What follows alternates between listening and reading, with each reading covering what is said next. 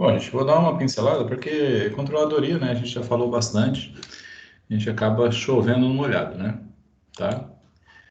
O que que é controladoria? O que que vocês entendem, né, por controladoria? Vou botar essa pergunta lá na prova, lá no dissertativo, para vocês responderem, tá? O que que vocês Sim. entendem por controladoria? Se copiar e colar o que está aqui, ó, em vermelho, eu zero a questão, tá? Eu quero entendimento de vocês, tá? Então, ó, é uma prova, uma questão da prova, tô dando a questão para vocês. Você entende por controladoria. Agora, estuda o entendimento e responda com suas palavras. Porque se eu vou botar valendo mais ponto ainda. Se copiar e colar, eu zero ela. Anotaram aí já? Sidney. Sidneyzão. Alguma dúvida? Alguma dúvida? Pessoal. Não, é sério, gente. Porque assim, ó, a gente faz, né? E vocês vão lá, Ctrl C, Ctrl V, né? Tem uns que não tiram nem a formatação da internet. Do jeito que pega, põe lá. Aí sai, cara, sabe quando pega com o Ctrl C, Ctrl V, que tem aqueles títulos, né? Aí vem aquelas letras desse tamanho assim, ó. Tá? Meu Deus. É. Aí eu vou perder tempo para ler? Vou nada. Nem perco tempo para ler isso. Aí que eu vejo que copiou e colou na internet ainda, sem chance. Agora, quando a gente passa atividade, que eu vejo igual comentei ontem, de avançada, que acontece muito. Um faz, passa para os outros, aí o cara dá Ctrl C, Ctrl V, nem vê o que que foi, não tem nada. Se tem um erro ali, sai todos com o mesmo erro, tá? Então tá, questão da prova, né? O que você entende por controladoria? Resposta única e pessoal, tá? E aí, o que que vocês acham que é? O que que é controladoria para vocês? Depois de tudo que nós falamos. A pessoa é difícil da gente sair desse conceito e realmente pensamento responsável pela.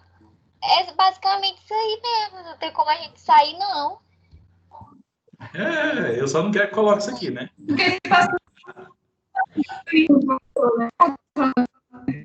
Tudo que está escrito aí, né? De todo E, ali, Ronaldo, né? também tá Tomar cortando decisões. tudo aqui. Para mim, cortou tudo aqui.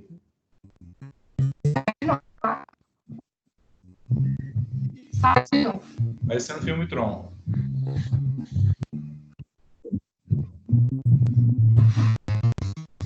Se alguém entendeu, traduz para mim.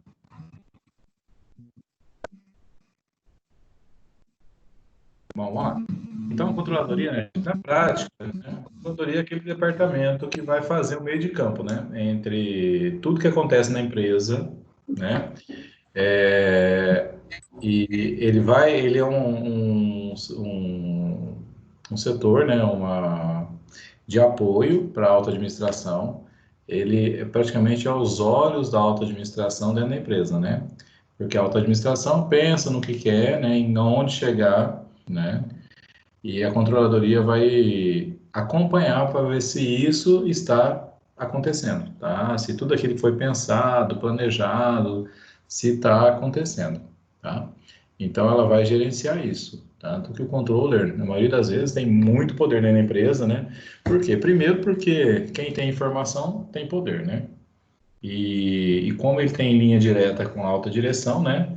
Ele vai orientar, vai assessorar a alta direção, né? Ou o conselho diretor, né? Cada empresa aí tem sua classificação, seu organograma mais, né, específico. E como ele tem esse poder de acompanhar tudo, né, ele acaba tendo o poder de influenciar, né, os destinos, os rumos da empresa, né? Certo? E algumas empresas que eu conheço que teve controller, na verdade, você muitas vezes não tem aquela questão de, às vezes, um diretor, alguma coisa assim, atuando, né, nessa parte operacional, assim, administrativa operacional. O diretor ele vai fazer mais um papel de pensador mesmo. E quem que vai mandar embora, quem que vai contratar, muitas vezes, quem contrata é o controller. Então acaba ficando a empresa na mão dele, tá? Você entendeu? Lógico que você tem ali alguém que vai tomar as decisões acima dele, né? Mas ele, por ter todas as informações e ter confiança da alta direção, né? Ele acaba tendo muito poder para tomar essas decisões não, eu tenho aqui um. É lógico, controle não manda embora o pessoal operacional lá da base, tá? Muito difícil. Geralmente ele manda embora quem? Ele manda embora aqueles que são líderes, né? Um supervisor, um gerente, tá? Um coordenador, tá? Pode mandar embora um da base? Lógico que pode, né? Mas dificilmente, né? Porque ele não vai lidar com essas pessoas, tá?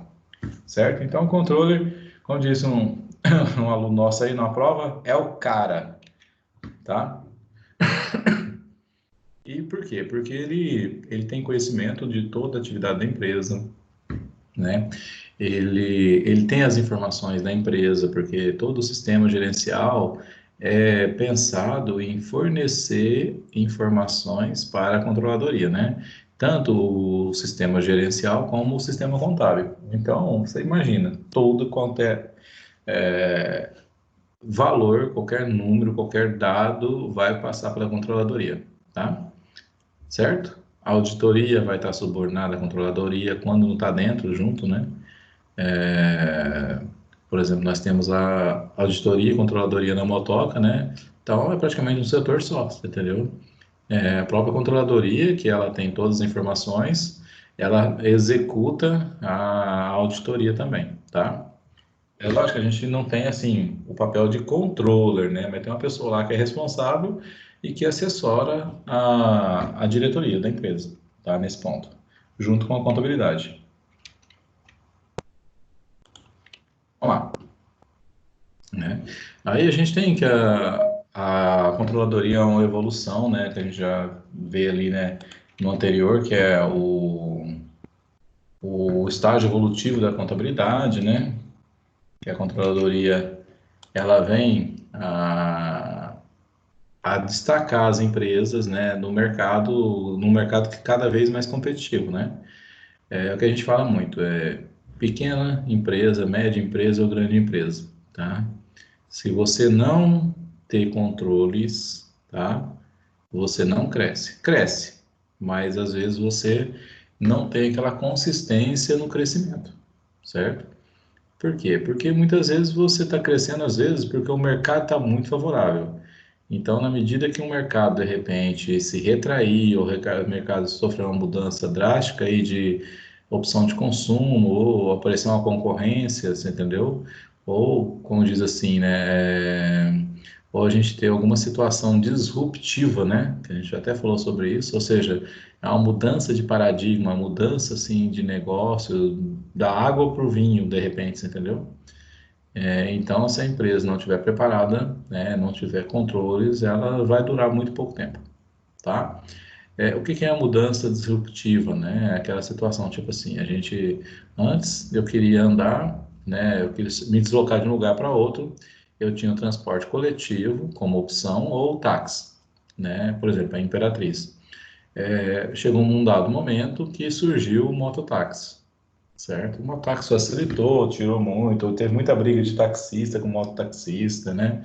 Tanto que teve muito taxista que começou a fazer táxi lotação, né? Que é um diferenciado, não esperava mais o cliente buscar ele, né? Ele estava uma atitude ativa indo atrás do cliente. Até que chegou o Uber, né? O Uber aí, né?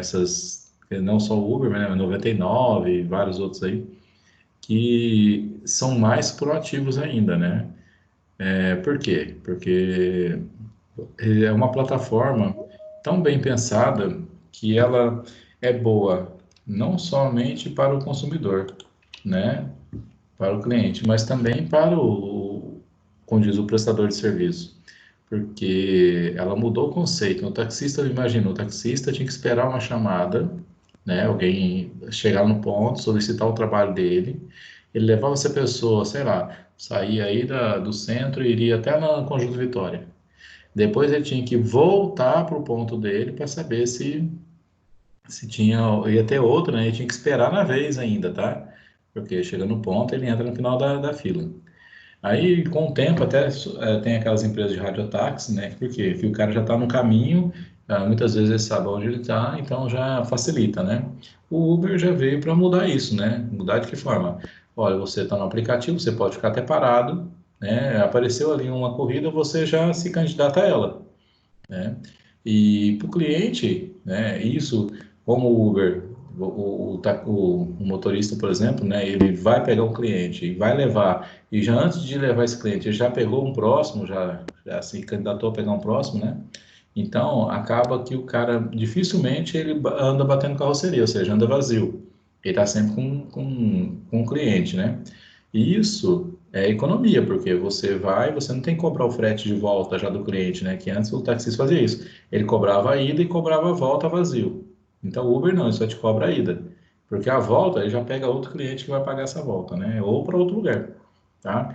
Então, são assim, as pessoas, né, são situações pontuais que ocorrem que fazem com que aquilo que se era feito de uma forma, de repente, há um solavanco tão grande, uma mudança tão grande, né, que muda totalmente o mercado. Por exemplo, nós estamos vivendo até eu li uma matéria anteontem, se não me falha a memória, sobre, por exemplo, com essa pandemia, né, muitas empresas estão descobrindo que não precisam, por exemplo, alugar um prédio para ter um escritório.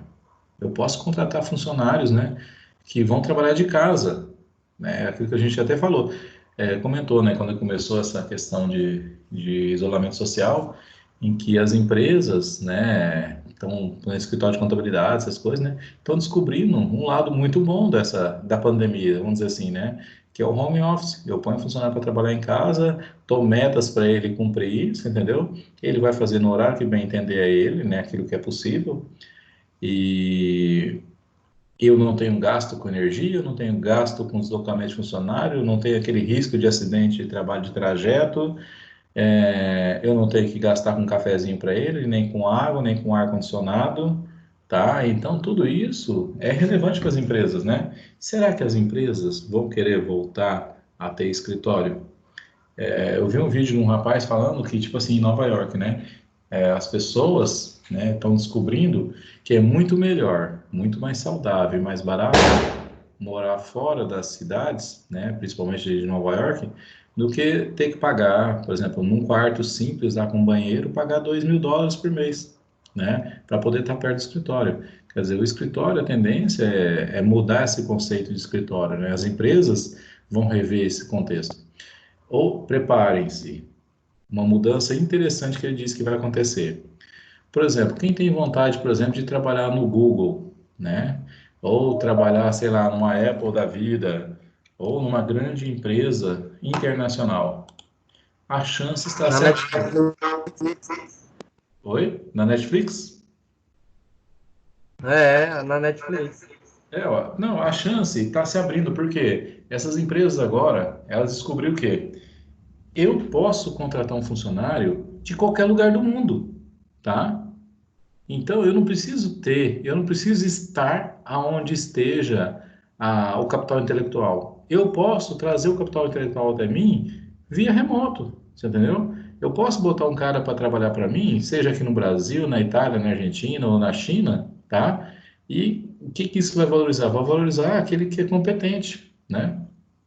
Então, a gente vai partir de um ponto em que não precisa se ir mais num local de trabalho. Vamos pensar na nossa área, contabilidade. Vocês acham que precisa a gente ficar indo em cliente, tá? Toda aquela documentação que a gente pega no cliente, não é possível que o cliente digitalize isso e envie para a gente, tá? É possível, professor. E seria bem mais fácil e bem mais dinâmico o serviço até. Exatamente, entendeu? Você, olha, ele chegou lá, sei lá, pegou lá recibos, notas, qualquer coisa que tiver ali, você entendeu? Documentos que foi, comprovante de pagamento, digitaliza e manda. Fala, olha, você arquiva aí que eu vou trabalhar daqui. Oi, pode falar? E tipo assim, né, carteira de trabalho hoje em dia não precisa ser mais aquela carteira física, né, digital. Eles estão exigindo agora mais digital, até o Ministério. Eles não estão emitindo Não, mais a outra, não tem da forma correto, mas, Ronara, imagine o seguinte, o que que você faz na carteira de trabalho que o seu cliente não pode fazer? Pois é. Porque no final da história você preenche a carteira, vai lá, põe no prato, na verdade a gente vai lá, gera uma etiqueta nos programas, já só cola, né? E você tem que mandar para ele assinar ainda. Então manda, fala assim, ó, na página tal, aí, deixa eu ver a carteira, abre a carteira aí. Pode até fazer uma videoconferência com ele, abre a carteira, ó, nesse lugar, tá vendo aí esse lugar? Esse lugar aí você vai assinar, aí você vai para votar isso, votar aquilo, Isso é entendeu? até Sim, uma professor, economia de tempo, né, professor? Lógico. Gente, eu para tô fazendo pensar. isso também, professor. Ainda tira a foto da carteira minha aqui, que gosta da e aqui. Pera aí, uma de cada vez. Não, eu Tipo tô assim, falando eu que baixei, né, minha carteira digital. Então, porque é que tem gente ainda que tá, tipo assim, quem me apresenta a carteira normal, eu pego ela, não tem problema não, entendeu? A gente trabalha com ela também, né? Mas é desnecessário, né? Você entendeu? Lígia?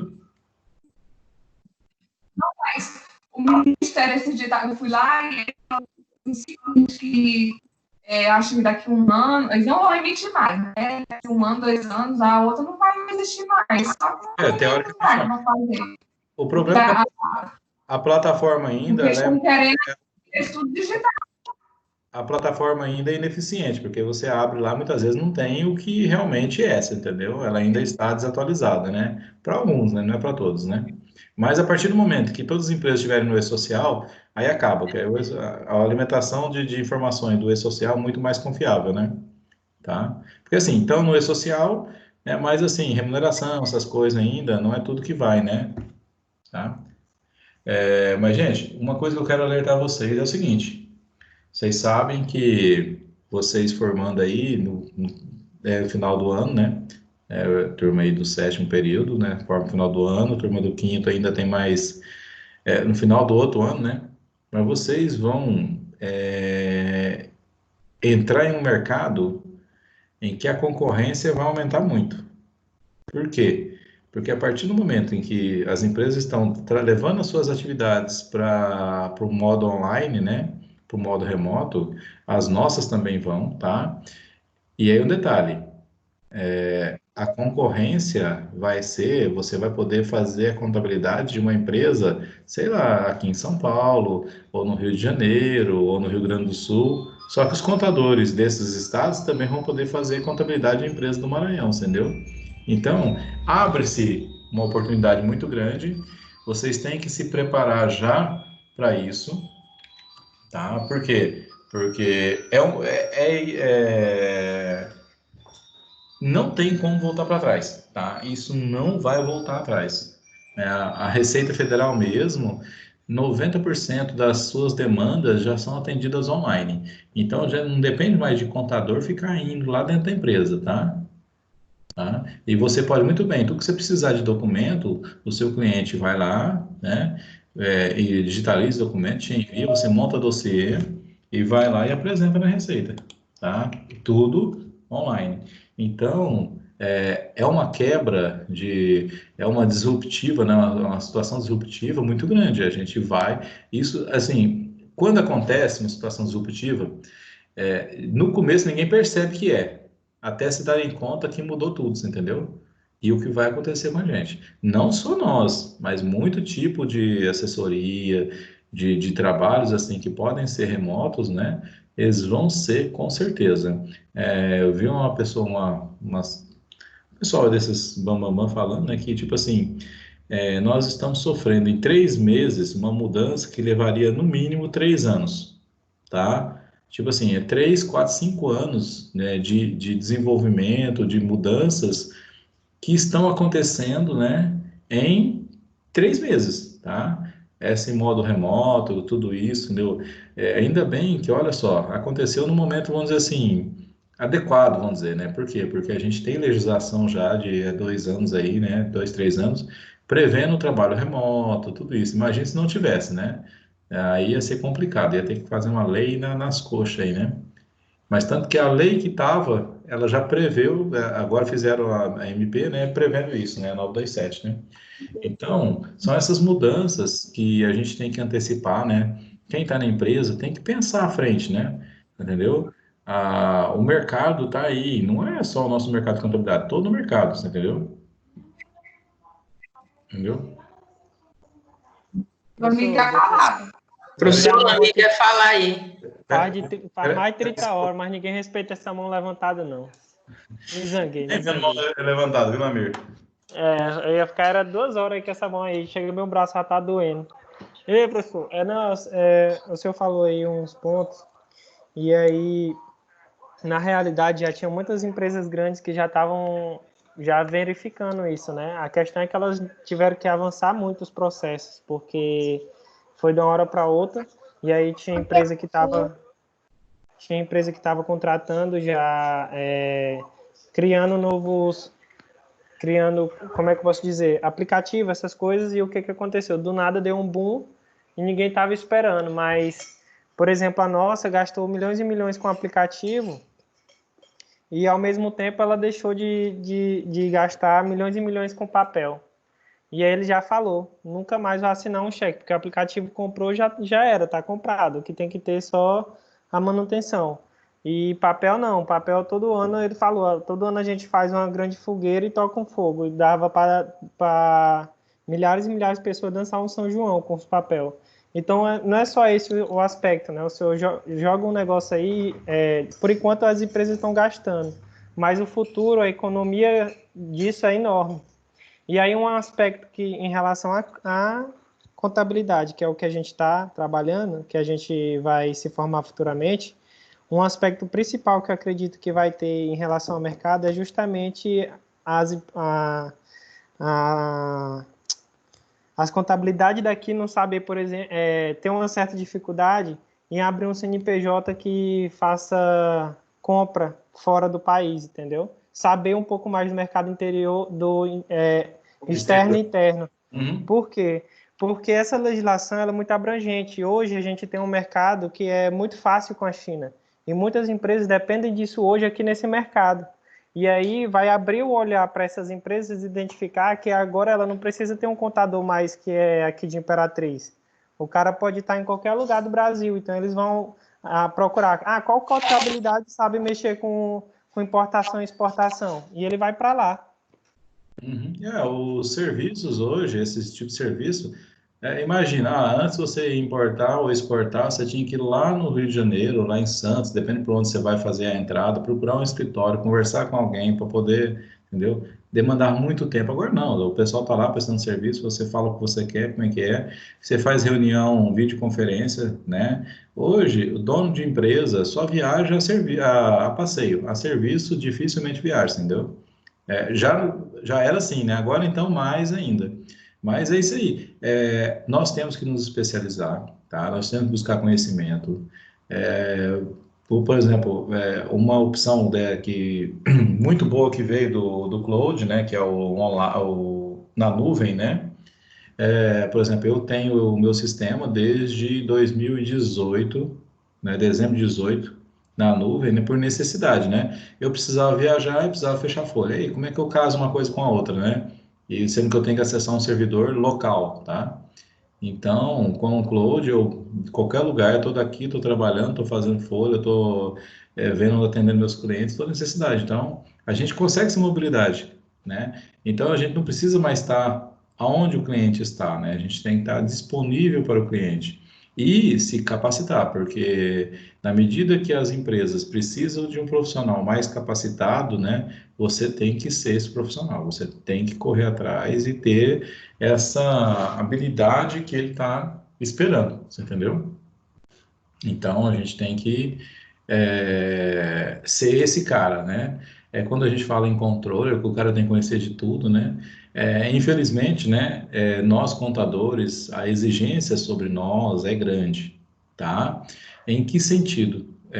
Porque, por exemplo, diferentemente do advogado, Por exemplo, se você tem um problema trabalhista, você vai procurar um advogado especialista em área trabalhista. Se você tem um problema familiar, conjugal, você vai procurar um de vara de família. Se você tem um criminal, você procura um criminal. Se você é tributos, você procura um advogado tributarista, né? Então, diferentemente dos advogados, que cada um se especializa, né? Médico também, né? Você tem um problema no olho, aí vão te perguntar, mas é o olho direito ou esquerdo? Se for o direito, é um médico, se for esquerdo, é outro médico, né? Praticamente assim, que médico é bem especialista, é bem focado mesmo, né? Você precisa de problema de respiratório, vai no pneumologista.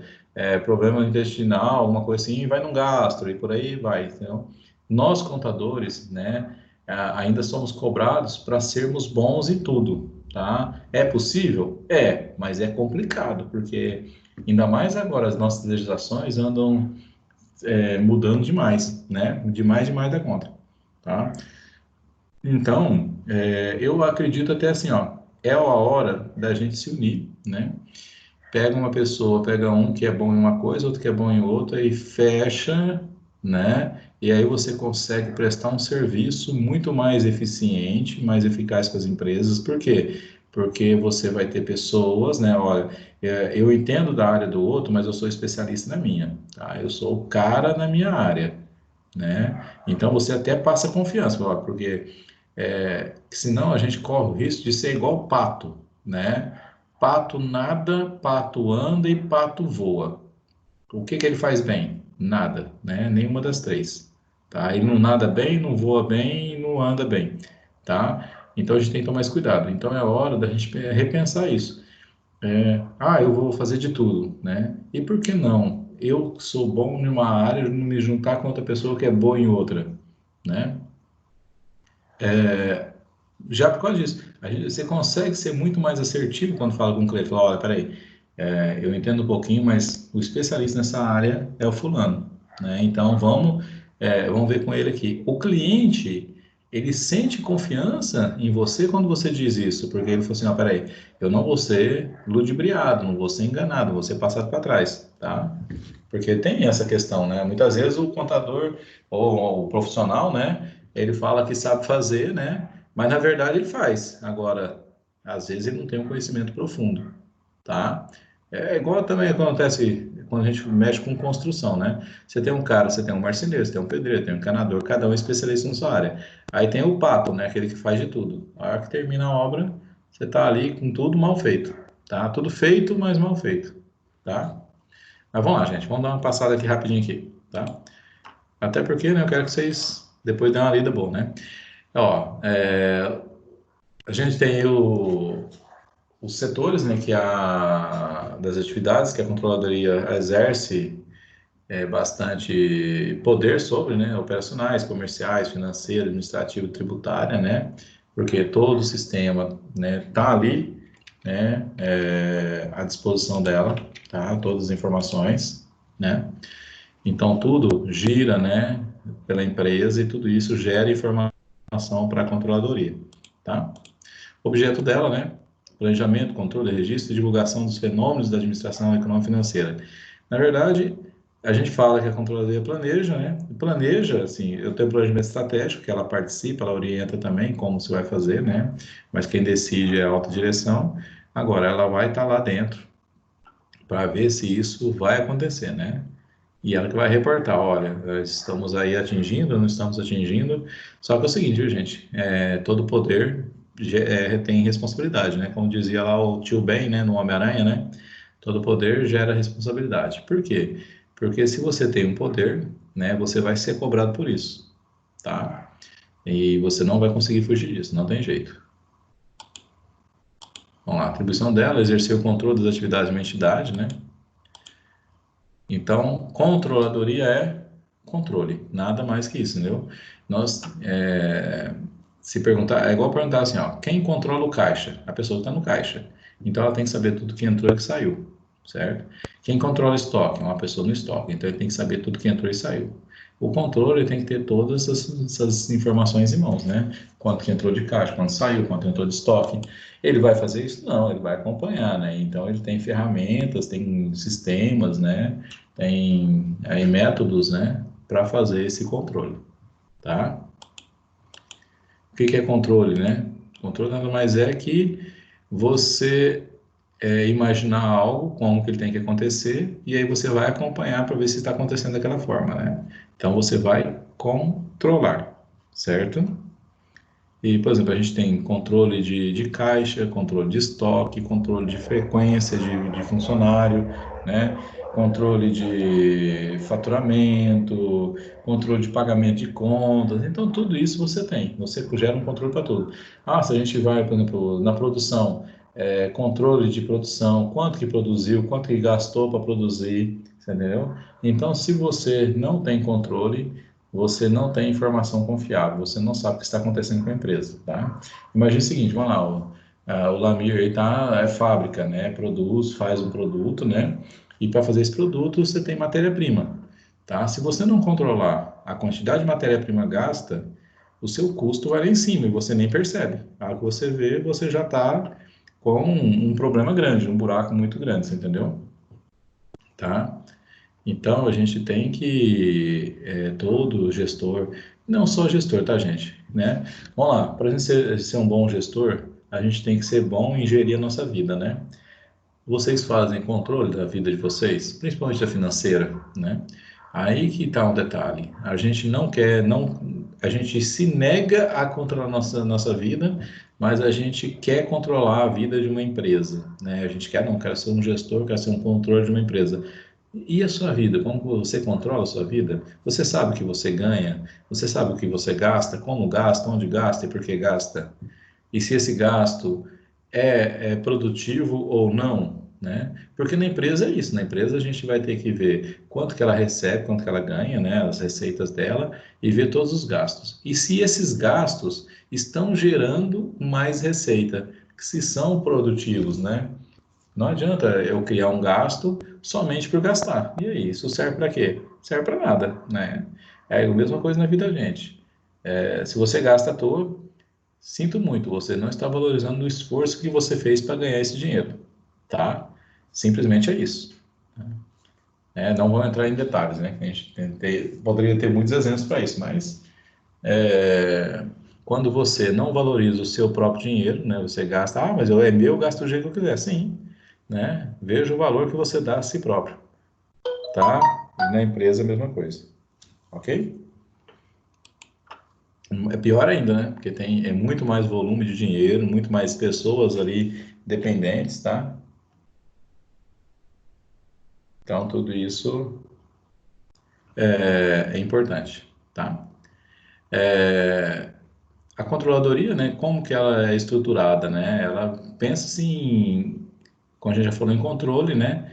Ela vai monitorar tudo que acontece na empresa, tá? E aí você acompanha aquilo que foi planejado com aquilo que está sendo realizado. Se está aí igual, beleza, ótimo. Opa, se tem alguma coisa fora, né? A gente precisa tomar ações, tá? Nada mais é que isso, simples, né? Se acompanha para ver se está acontecendo. Só que não é tão simples, né? Pelo fato de que pensar o processo de uma empresa, pensar ela para o futuro é complexo, né? Porque a gente nunca sabe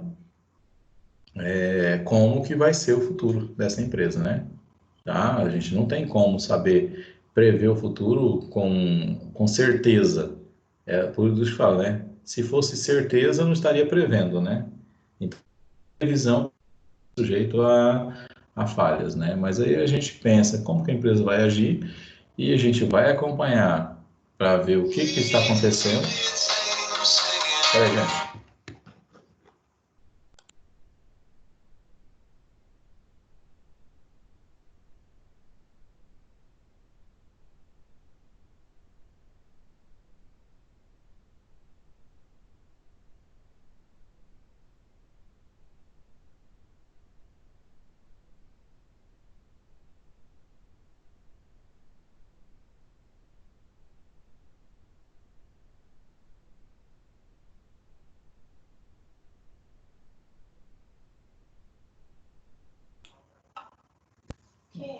Pessoal, me desculpa, mas é que eu tô com um cunhado tá internado, então mas faz parte, deixa pra lá. Vamos lá.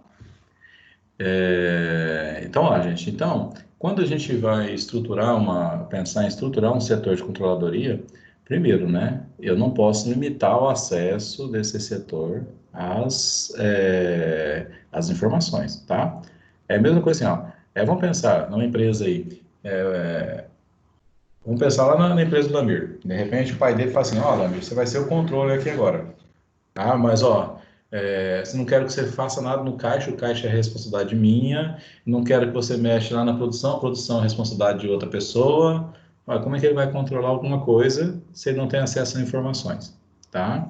E tem que ter acesso total, né? De chegar, de analisar, de propor mudanças. Por quê? Porque o controle ele vai ser cobrado pela alta gestão, né? Para que o planejamento estratégico que foi realizado, que ele seja atendido, né? Seja cumprido, tá?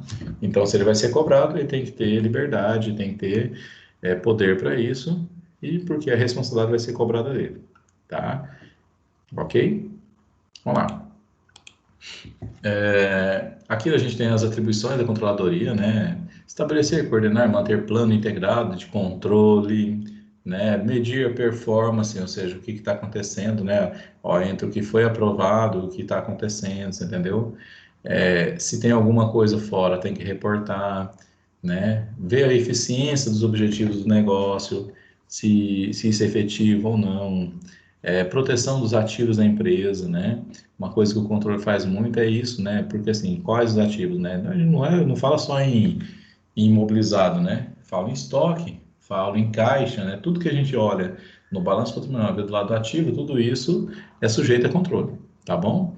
Eficiência dos sistemas, né? Propor, sugerir melhorias para redução de custo e tudo vai, né? Cumprimento de planos. Se teve algum desvio, analisar o que ocorreu com esse desvio, por que ele ocorreu, né? O que está tá acontecendo e propor uma melhoria, né? Porque é o seguinte, vamos lá. Se você vê um problema e diz que ali tem um problema, qualquer um poderia falar isso, né? Olha, ali tem um problema. Agora, a questão é a seguinte: você vê um problema, estudar ele, né? Ali, ver o que está acontecendo, por que está acontecendo e é, propor, né? A correção desse problema, né? Às vezes, o problema não é o processo, o problema não é o controle, às vezes o problema são pessoas. Então você tem que saber propor, né? Pode ser o processo, pode ser o controle, ou pode ser pessoas, tá?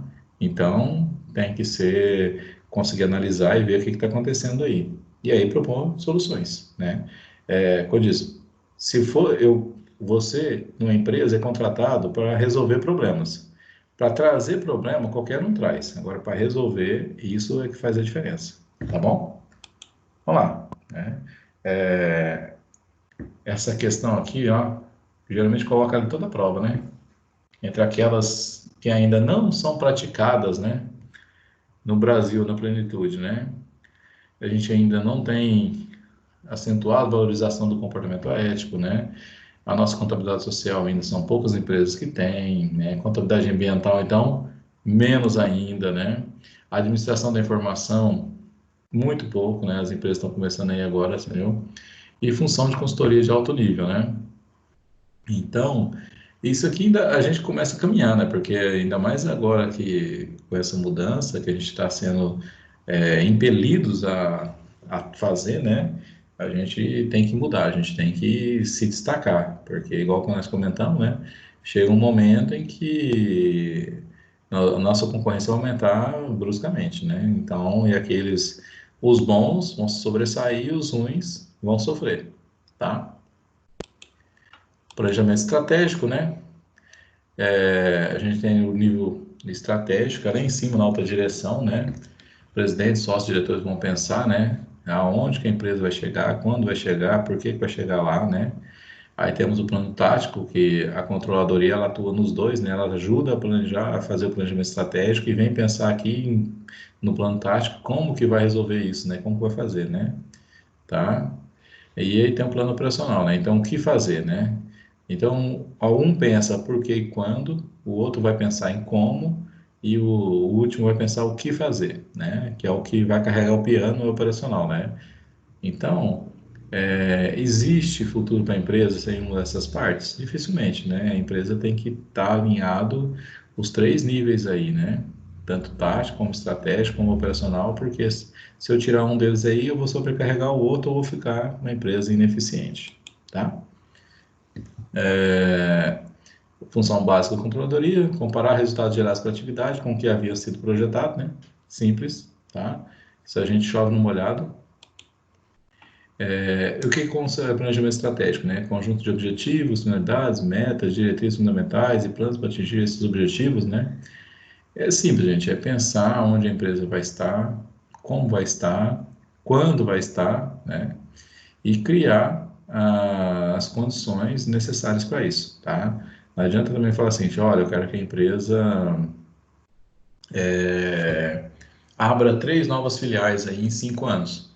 Ah, mas aí eu por exemplo, não separo nada do resultado da empresa para isso, eu não faço uma provisão de recursos para isso, nem nada, não penso nisso. Então, dificilmente isso vai sair do papel, tá? Por quê? Porque eu preciso, né, de dar as condições, né? É a mesma coisa chegar assim e falar assim, quer que você faz bife hoje? Tá, ela fala assim, mas você comprou ovo. Isso já é problema seu. O que eu quero é uma coisa, agora o resto você resolve. É difícil, né? Você compra ovo e quer comer bife, né? É mais ou menos o que os gestores não podem fazer, né? Eles dão uma condição a quem, né? A quem, assim, abaixo daquilo que ele exige, tá? Se eu quero muito, eu tenho que dar condições para que aquele setor, aquela empresa, toda aquela estrutura, né, consiga alcançar, tá bom? Vamos lá. Então, quando a gente pensa em planejamento estratégico, né, onde estamos, né, faço o diagnóstico da minha situação atual, para onde queremos ir, né, vou pensar em missão, objetivo, política, estratégia, né, política a gente pensa em tudo, né, seja política de venda, política de compras, tudo que você imaginasse, entendeu? Eu tenho que ter política de recursos humanos, né, quando que a pessoa, por exemplo, vai subir na carreira, né, ah, não, com 5 anos eu já sou gerente. Peraí, mas você vai ser gerente se tiver disponibilidade de vaga, né? Tem esse detalhe, né? Não é porque, senão daqui a pouco todo mundo resolve ficar na empresa, ninguém mais sai da empresa, eu vou ter só gerente, não tem ninguém trabalhando, só gerenciando, tá? Então, as políticas têm que ser bem pensadas. Tomem cuidado quando montar uma política, tá? Porque ela tem que ser bem pensada, para não evitar constrangimento. E como iremos, né? O que que nós vamos fazer para chegar lá? Ou seja, eu tenho que buscar uma solução, tá? Aí nós temos as análises ambientais, né? Análise SWOT, né? Forças, fraquezas, oportunidades, né? E ameaças, né? As internas, que é forças e fraquezas, e as externas, que é oportunidade e ameaça, né? Temos os fatores-chave, né? O que que é fator-chave? É aquilo que é imprescindível para um negócio, né? Como a gente falou, por exemplo, numa cabeleireira, né? Em um salão de beleza, atendimento faz diferença? Lógico que faz, né? Se você chegar lá, uma cabeleireira lá, um atendente lá, for mal educada, não tiver aquele joguinho de cintura para conversar, né? Acabou, a pessoa não volta nunca mais, né? Se você for num bar também, né? E não tiver atendimento adequado, você não volta mais, né? Agora, é igual a gente comentou, você faz uma compra online, o atendimento é primordial? É lógico que não, né? Você nem vai ver ninguém ali, você vai fazer uma compra, o que vai te motivar a comprar naquele site ou fazer aquela compra são outros fatores, mas não vai ser o fator atendimento, tá? Pode ser o fator mobilidade, pode ser o fator facilidade de localização dos itens ou a quantidade de itens, né? Que, por exemplo, às vezes a gente quer comprar alguma coisa, você vai lá, pesquisa, você abre as opções daquela busca sua, aparece uma, duas opções. Aí você fala, oxe, só isso na loja, né? Aí você vai em outra, tem 150 opções, né? 1000 opções. Aí você fala, não, eu vou ficar por aqui, né? Mesmo que o preço da outra, de repente, fosse menor, você acaba até comprando, de repente, um produto que a outra tinha. Mas porque ela não tinha variedade, então você acabou deixando para lá, você nem deu atenção no que tinha e foi ver ali, tá? Nessa que tem mais oportunidades ali, mais variedade de produtos, tá? Então, a variedade de produto, né, ela pode ser um fator-chave, né, de sucesso. Depende do mercado, tá? Depende do tipo de mercado, de nicho de mercado que você atua. Então, fator-chave, você tem que pensar assim, ó, o que vai, né, ser imprescindível para o sucesso da minha empresa, tá? O que minha empresa precisa, o que meu produto precisa, né, que sem ele eu não consigo atingir o sucesso, né? Então você tem que pensar nisso, tá? Agora a gente até comentou, por exemplo, um automóvel, né? O automóvel precisa de conforto, hoje precisa de tecnologia embarcada, né? Conectividade, essas coisas. Então, são coisas que estão transformando em chave de sucesso do automóvel, né? Imagina, quem hoje em dia compra um rádio, né, para um automóvel, por exemplo, que não tenha, no mínimo, USB. Não estou nem falando em Bluetooth, no mínimo USB, né? Chegar um rádio daqueles que é de fita ainda, ou de CD, vocês vão querer? De jeito nenhum, né? Então, pensem, né? No nosso mercado de trabalho, né? Na empresa que você trabalha, o que é imprescindível, né, para o sucesso da empresa? Aí você pensa nos fatores de sucesso, né? Chave de sucesso, ok?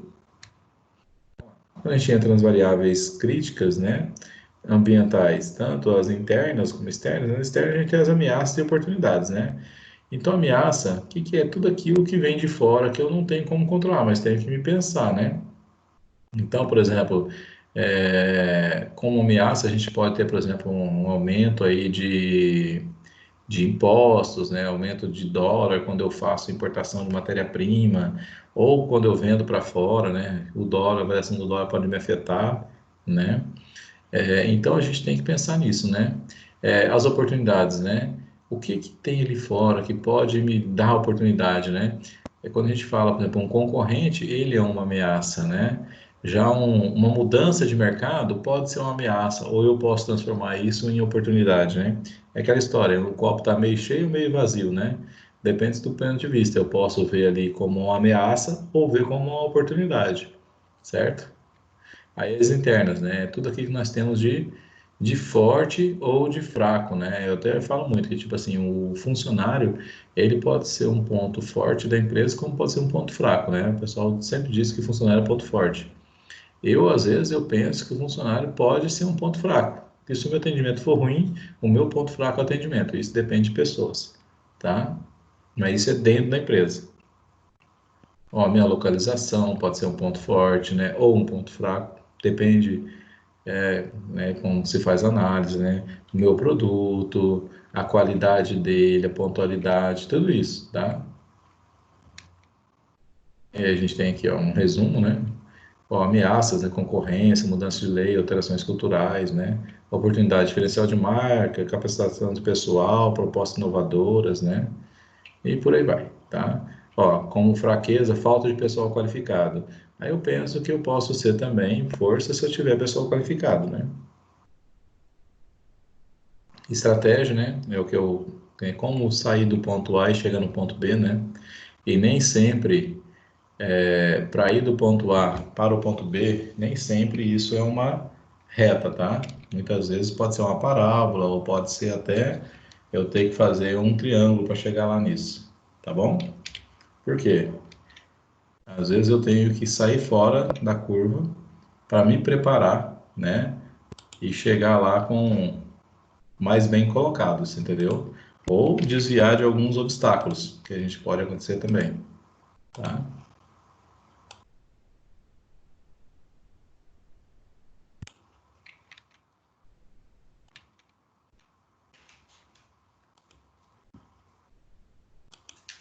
Controle interno, né? Essa aqui, quem não souber responder que é controle interno, eu posso reprovar, né?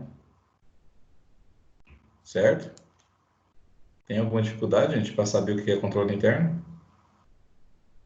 Nenhuma, né? Eu espero.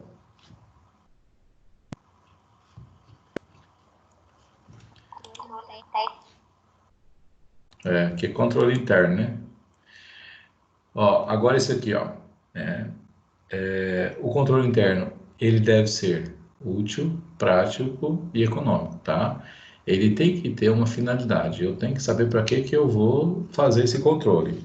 E eu tenho também, ele tem que ser prático. Não adianta eu criar um controle que é muito complexo, muito difícil de ser implementado, tá? E econômico, né? O que é ser um controle econômico? Cara, não pode ser o molho mais caro do que o peixe, tá? Então, às vezes, o que é o objetivo controlar, se eu fizer do jeito que eu estou pensando, eu vou gastar muito dinheiro, né, para guardar pouca coisa, tá? Imagina o seguinte, você vai montar uma caixa forte, enorme, sei lá, para guardar o dinheiro do dia, em que você movimenta R$ 1.000 por dia, tá? Ah, eu estou tendo um controle, eu vou ter um cofre aqui que vai me custar R$ 20.000, mas eu vou instalar ele. Poxa, eu vou gastar R$ 20.000 para controlar R$ 1.000 por dia, né? Às vezes tem jeito mais fácil de fazer isso, né? Tá? Então tem que se pensar. Não, eu vou implementar aqui um sistema de controle de câmera de segurança, eu vou gastar aí não sei quantos R$ 1.000 para implementar isso. Nem sempre é o. Tipo assim, pode ser efetivo? Pode. Mas é o necessário para aquele momento? Às vezes não, né? Tá? O gasto pode ser muito alto. Tá? Aí a gente tem a importância, né? Por que ele é importante? Que ele vai salvaguardar ativo, né? Ele é importante para o desenvolvimento do negócio, para ter as informações quanto ao resultado das operações da empresa, né? E, no final, que a empresa cumpra, né, com suas finalidades, tá? Quais são as finalidades, né? O objetivo social dela, né? Primeiro, né, toda empresa, objetivo lucro. O bem-estar da comunidade, formação política, e cada empresa vai ter, né? Mas o lucro vai estar em todas, tá? A questão de bem-estar da comunidade depende muito do administrador da empresa, né? De quem está gerenciando a empresa. Tem gente que pensa na comunidade, tem gente que não está nem aí, né? Tá só para ter o lucro mesmo, tá? Atender as necessidades e expectativas dos seus clientes, né? Proporcionar um ambiente rico e saudável para as pessoas que ali trabalham, né? Gente, a gente tem que sempre pensar, o que que eu posso fazer para melhorar a empresa onde eu trabalho, meu ambiente de trabalho, né? Não espera a empresa fazer para você, não. O que que você pode fazer para melhorar aquele ambiente? Você, por exemplo, pode ser mais gentil, né? Mais cordial com seus pares, né? Às vezes a gente chega na empresa e a gente nem bom dia, nem boa tarde, nem boa noite, já vi muito disso, né? E depois a gente reclama que todo mundo é muito frio, né? Tá? Então, o que que você pode fazer? Não espere o mundo te dar um retorno, tá? Faça a sua parte pelo mundo que você vai colher o fruto automaticamente, tá? Quer ganhar um bom dia? Dê um bom dia primeiro. Com certeza você vai ganhar um bom dia como resposta. Quer ganhar um sorriso? Dê um sorriso, viu? Qual é o ambiente propício para ter um bom controle interno? Primeiro, o princípio ético, né, gente? Porque é o seguinte, onde não adianta você impor um controle que se o seu funcionário for tudo cafajeste, tudo com mau caráter, vamos dizer assim, você entendeu? Você não vai ter controle interno que resista, tá? Por mais pensado que for, o maior custo que você implementou, né? Se você deixar ali funcionários que estão a fim de fazer coisa errada, não vai adiantar, tá? A estrutura da empresa tem que ser adequada, né? Porque eu tenho que adequar o controle de acordo com a estrutura e às vezes eu tenho que mudar a estrutura para ter um controle, tá? Comprometimento com a competência e eficiência, na formação de uma cultura organizacional, né? Estilo e atitude exemplar dos administradores, né? Não adianta dizer faça o que eu digo, mas não faça o que eu faço. Aqui, ó, você faz o que eu mando, né? Tá? Gente, assim, ó, você acaba com qualquer ambiente, né, corporativo, essa fala, né? Quando a pessoa chega e fala assim, ó, faz porque eu estou mandando. A partir dali, você pode ter certeza, se aquele funcionário identificar que tem alguma coisa muito errada sendo feita de uma maneira que poderia ser feito correto, ele vai deixar acontecer o errado. Por quê? porque você disse que é para fazer o que ele, né, que ele mandou, que você mandou, né? Você não deu alternativa para ele pensar e ele te ajudar. Então ele vai pensar, né? Ele vai dar risada quando você se lascar. Então é horrível trabalhar com pessoas assim, tá? Então nós, né, muitas vezes a gente não vai mudar essa pessoa, tá? Então a gente se muda, se vai para outro lugar. Tá? Ou, né, você pode mudar o jeito de ouvir de um lado e deixar sair do outro sem interferir com você, né? E aí você fazer o que tem que ser feito. Por quê? Você vai atuar pelo exemplo. Imagina você um líder de time, né? E o seu chefe manda fazer do jeito dele, que é o jeito errado. E aí, você vai dar o exemplo de contrariar ele fazer o que é certo pela empresa, né? Porque você é espelho para os seus subordinados, né? Eu falo muito, quem está em cargo de liderança assim, que tem gente acima, vocês são um amortecedor, tá? Você nunca deve passar para os seus subordinados todo o peso que vem para você, tá? Então, se você recebe uma bronca do seu chefe porque o seu setor errou alguma coisa, né, não acha culpado não, porque o culpado é você.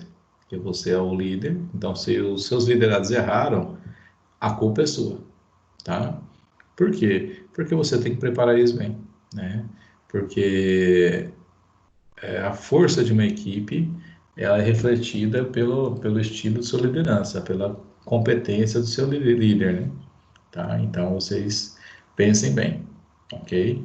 Ah, mas é porque eu tô com uma equipe horrível. A equipe é sua, você escolheu. Ah, eu não escolhi. Não, você escolheu. No mínimo, você escolheu continuar ali. Se você tá com uma equipe que você não consegue mudar ninguém, mude-se. Vai para outra, tá? Busque outra, porque senão você vai só se queimar e vai aprender a fazer coisa errada, tá? Vamos lá. O controle exercido por meio de 5 atividades básicas, né? Segurança e proteção de ativo, documentação e registro, separação de funções, né? E os procedimentos adequados de autorização para processamento de transações, ou seja, eu dou poder para quem deve, né? O que é isso aqui? Praticamente é aquela questão, quem que vai fazer o quê, né? E crio limites, a gente até comentou, por exemplo, questão de desconto em loja, né? O vendedor pode dar lá 5%, mas se for para dar 6% em diante, por exemplo, quem pode dar é só o gerente.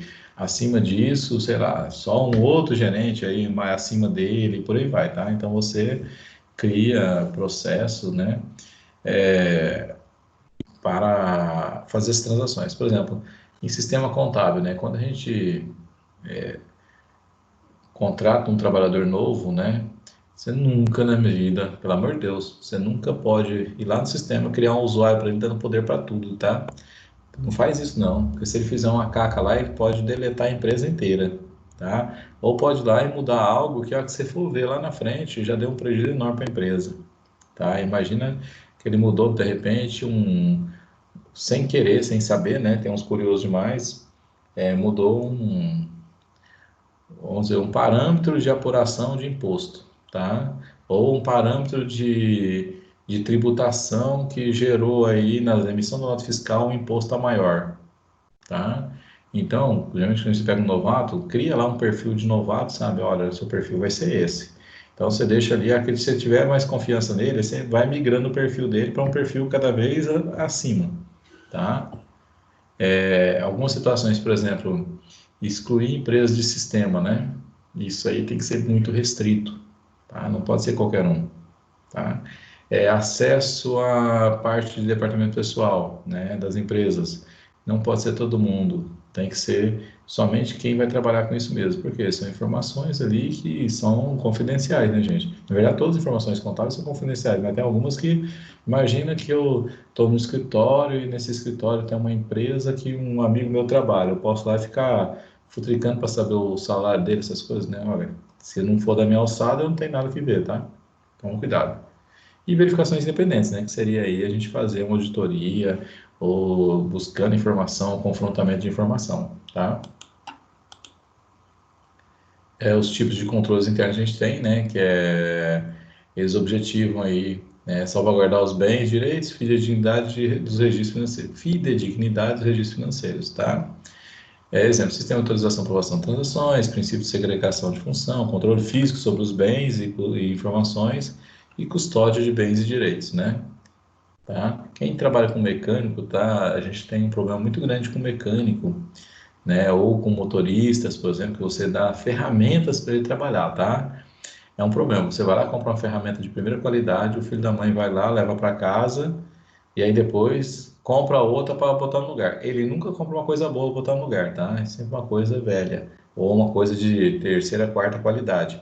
Aí acontece, se você não tiver um acompanhamento disso, de modelo, marca, essas coisas, daqui a pouco tudo que você gastou, né, você vai ter só coisa ruim ali na sua caixa de ferramenta. Tá? Eu falo porque eu trabalhei em empresa que tinha esse controle, tá? Então, o funcionário tinha que devolver quando fosse solicitado ou fazer uma conferência, uma auditoria nas ferramentas dele e tinha que estar lá, tá? A marca, o modelo certinho. Se ele não tivesse aquilo ali, era descontado dele, tá?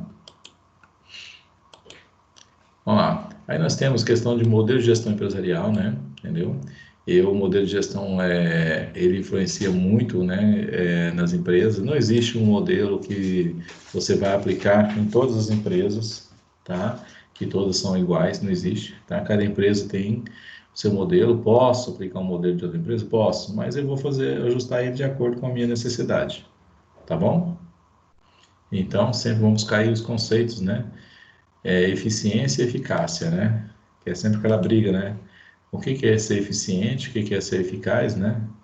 É fazer um buraco, né? Para cavar um poço, cadê a Laura? Tá aí, né?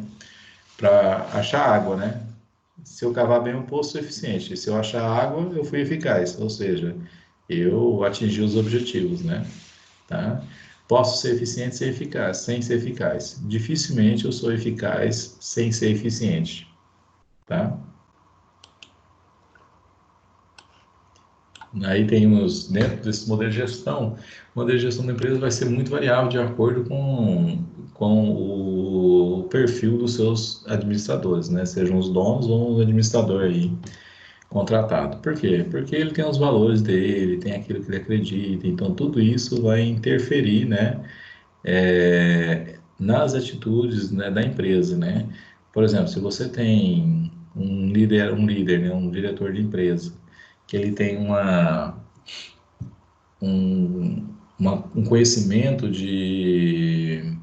né, social ou ambiental, a empresa vai ser voltada para isso. Agora, se você tem um cara que não está nem aí com nada de meio ambiente, nem de social, a empresa também vai ser dessa forma, entendeu? Ela vai refletir aquilo que o dono ou que o diretor é, tá? Por isso que interfere muito nas crenças de cada empresário, de cada gestor, né, nas atividades da empresa, tá? A gente falou sobre os valores, né? Como os empregados devem se portar individualmente, como os empregados se relacionam entre si, né? Como os empregados se relacionam com os clientes, como a empresa trata os clientes, como a empresa faz negócios, como nos relacionamos com a comunidade, qual a nossa responsabilidade frente à sociedade, né? Que valores, crenças, princípios são importantes para a empresa, né? Fazer o que faz. Né? Por exemplo, tem empresas, por exemplo, que não, então aqui Stone foi organizado, toda roupa fechadinha, bonitinha. Aí já tem empresa que não, você pode vir com a roupa que você quiser, de qualquer jeito, né? Tem empresa, por exemplo, que não permite maquiagem nem muito carregada, tem empresa que já permite. Então, gente, isso daí é um reflexo do dono, tá? Quando vocês for trabalhar numa empresa, procura, tipo assim, para você não ter a surpresa, antes de trabalhar, procura saber como é que o dono é, ou como é que é os valores da empresa, o que que é pregado ali dentro, porque às vezes tem alguma coisa ali dentro em que os seus valores não permitem que você aceite uma situação daquela, tá? E você dificilmente vai conseguir mudar o ambiente, né? Pode tentar, lógico que pode, mas vai mudar? Não sei, tá? Ainda mais quando os valores são muito arraigados, né? Que vem de dono, alguma coisa assim. É complicado tentar mudar, tá bom? Mas cada empresa tem seus valores, tá?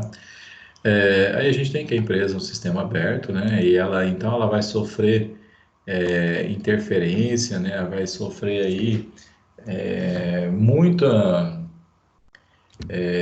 como diz assim, nós vamos ter muito, quando a gente falar em ameaças e oportunidades, né, seria interferência mesmo, né, ou deve ter outra palavra mais bonitinha para colocar, mas a gente vai tá, porque a gente, como empresa do sistema aberto, ela sofre, ela tem essa interação com os entes externos, né, com outros ambientes, com outras empresas. Então, nessa interação, a gente acaba tendo, é, adquirindo, né, muitas coisas que vêm de fora, como a gente começa a passar também as nossas, né? Então, o nosso processo, as nossas pessoas, né? Por exemplo, 7, 8 anos atrás aí, a gente nem imaginava que a gente ia ter problema em empresa com um funcionário que ia ficar disperso devido ao WhatsApp, né? Que isso é uma rede social que não existia na época direito, né? A gente tinha problema na época com o Facebook, né? Às vezes passava lá, a pessoa estava lá no Facebook, numa página de sapato, de outra coisa assim, vendo coisas que não tinha muito a ver com o ambiente de trabalho, ou não tinha nada a ver com o ambiente de trabalho. Então, as mudanças que vão acontecendo lá fora, elas acabam chegando dentro da empresa, né? A empresa vai ser impactada por essas mudanças, né? Não tem como, né? Você está numa sociedade e imaginar que aquilo que acontece na sociedade como um todo não vai refletir em você, né? Então, a cultura que está lá fora, ela vai interferir, né? Nós temos outras situações aí mais diretas, né? Por exemplo, se muda uma lei, né? Seja ela trabalhista ou tributária, isso vai impactar na empresa, a empresa vai estar sujeita a essas leis, né? Então, ela não é vamos dizer assim, nós não estamos dentro de um ovo, né? Tá? E mesmo assim, um ovo, ele é obrigado a se adaptar de acordo com o ambiente externo, né? Por exemplo, se você bota um ovo para cozinhar, né, o ambiente cria uma pressão ali que ele acaba se condensando, né, ficando duro, né? Então ele acaba sofrendo influência aí do ambiente externo, tá? Então as empresas não é diferente. Modelo de gestão, né? Daí tem o que está dentro desse modelo de gestão que a gente pensa, o que que é um modelo de gestão? O que que faz diferença nele, né? Tanto a missão e visão da empresa, com estratégia e planos, clientes, pessoas, monitoramento e controle, informações, conhecimentos, processos, liderança, tecnologia, estrutura organizacional, tudo isso compõe o modelo de gestão, tá? Aí a gente tem o Balance Scorecard, né, o BSC, né, que na verdade, o que que é o BSC, né? Nada mais é, né, que um acompanhamento daquilo que está sendo feito, né? Ele seria uma ferramenta muito boa aí, porque eu vou pensar não só no que aconteceu, mas no que possa estar vindo para frente. Então eu vou analisar as tendências com o BSC, né? A gente sempre, eu olho para um balanço patrimonial, olho para um DRE, né, um DFC, estou olhando o que aconteceu, mas e o que vai acontecer? Como que estão o comportamento dos nossos funcionários, dos nossos clientes, né? Como que tá? Tá de acordo com o que a gente pensou, planejou? Ou vou ter que esperar o final do ano para ver o resultado, né? O BSC ele vem isso, né? Então, nós estamos aí, né? Desde que a gente virou o século XXI, aí começamos o século XXI. Vocês são bem novinhos, né? Tem muitos aí que nasceu nesse século, né? Alguns aí nasceu pertinho da virada, né? E poucos aí nasceram, já eram bem crescidos aí, já na virada, né? Então, vinha sempre se falou, né? Desde o final dos anos 80, começo dos 90, aí vem se falava, o século XXI ia ser o século da informação, né? Por quê? Primeiro que a gente tem pessoas mais estudadas, né? Mais capacitadas, certo? O que precisa ter mais proatividade. Então, a gente chegou no momento em que as empresas, né, passaram a ter um cliente, um consumidor, que ele sabe mais o que quer, né? Nós tivemos aí, com o advento da internet, a gente tem muito isso, porque, tipo assim, eu não consigo mais vender para o cliente o que eu quero. Eu tenho que vender para o cliente o que ele quer, da forma que ele quer, né? Nas características que ele quer. Por quê? Porque hoje ele tem a opção de comprar em outro lugar, tá? E como ele pode comprar, se ele tiver não tiver tanta pressa às vezes para receber, né? Ou às vezes recebe até antes do meu, mas, por exemplo, o cara não é mais obrigado a comprar no comércio de Imperatriz, né? Ele pode comprar qualquer coisa que vende no comércio, ele pode comprar fora, tá? Então, isso veio mudar muito a forma que as empresas atuam, né? Tanto, né? Eu lembro, eu era moleque, né? Ah, não, quem tinha ensino médio já tinha um diferencial de mercado. Aí eu fui crescendo, chegou num ponto que, olha, é necessário ter, para ser diferencial, tem que ter uma faculdade. Hoje, para você ter uma faculdade, o fato de você ter uma faculdade não é mais diferencial, né? É obrigação. Ou seja, você tem, para você se equivaler aos outros, na maioria dos casos, você tem que fazer uma faculdade.